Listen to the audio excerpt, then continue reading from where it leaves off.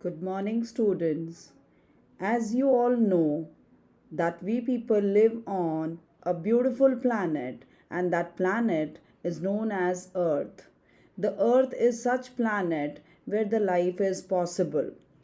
Students, Earth has gifted us many things like land, water, soil, rivers, plants, animals, and minerals, and plenty of the other things which makes our living more comfortable. So, students, here we are talking about the resources. So, what are resources? So, students, as you can see, anything that satisfy human needs is called a resource, and these are gift of nature, and the nature has provided you at free of cost the things that makes our life more comfortable, and our life has become so easy, and it's only because of the resources that is provided by the nature.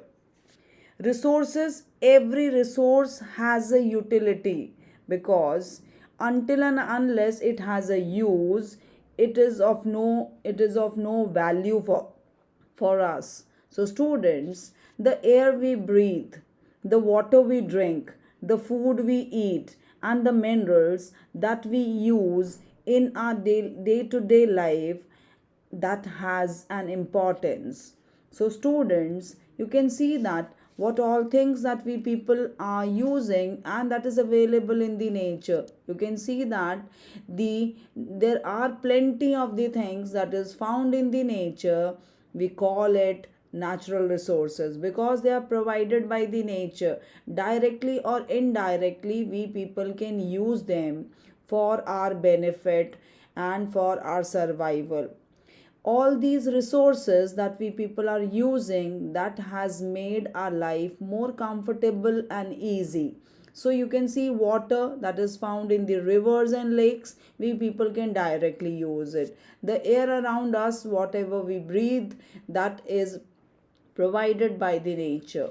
Minerals that we extract from the earth crust, that provided by the nature, and with the help of technology we people use them in a best and efficient manner. The soil that is provided by the nature, we people use in a plenty of ways. Land, if I wanted to construct a house, a land is very beneficial for us and it's valuable for us. Farmer wanted to cultivate the crops, so land and the soil is very important for them. Any industrialist, he wanted to establish an industry, so a land is required. So land has plenty of uses depending on the person who wants to use it. So, students, when we talk about the importance, that means any substance, if it has a utility, it can be used and it has a usage. That means that resource, that substance has a utility. If it has a utility, we can call it a resource.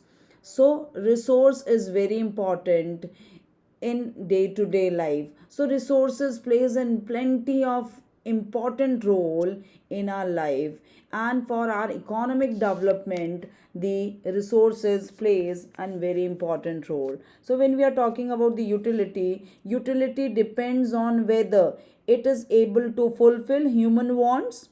If it does, that means they have a value. So, what is value? Value refers to the importance of a substance to an individual. For example, I am a teacher, so textbook is very important for me. It has a value for me, so it's important and it's very worthful for a teacher. Students, you can see that there are certain resources like medicinal plants and home remedies, or the things that we people can make our home remedies, that has no commercial values. But if the same thing is being used by some medicinal firms or the medicinal companies, the same thing would be sold at a very higher prices. That means it has an economic value. We know, students, the resources are unevenly distributed. So when we talk about they are unevenly distributed, that means they are not found equally at the same place. They differ. There is a variation in the availability of the resources. So when we talk about the resources, if any person has done a patent, you can see that I have told you about medicinal herbs or the home remedies. If any company makes those remedies and makes the medicines, home remedies, by using the different formulas, and they sell it out, it has an economic value. So for that they need to patented. That means they get a copyright of making those remedies or the material or kind of in medicines they are doing it. So patent. So when it has been patent, that means it has an economic value. So you can see, students, when economic value is there, how it would be there. Two important factors are there: time and technology. Technology plays an extreme crucial role in making the resources important. We modify the resources, we take the minerals, we extract the minerals, and with the help of technology we use them in a very efficient and in a judicious manner.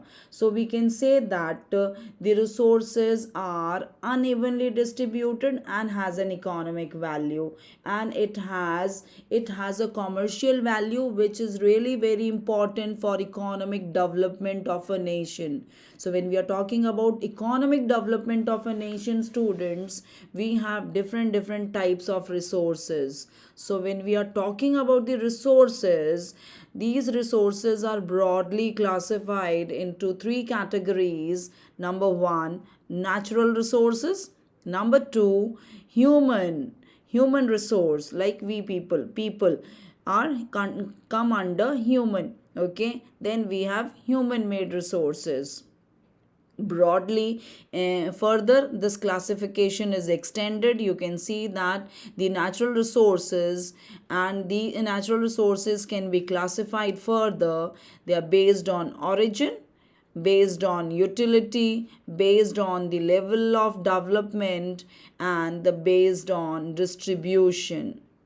So if we take first one, based on origin, it has two different categories. Number 1, biotic and abiotic resources. Number 2, if we if we decide on the basis of the utility, you can see that it has been categorized into two category: renewable and non renewable resources.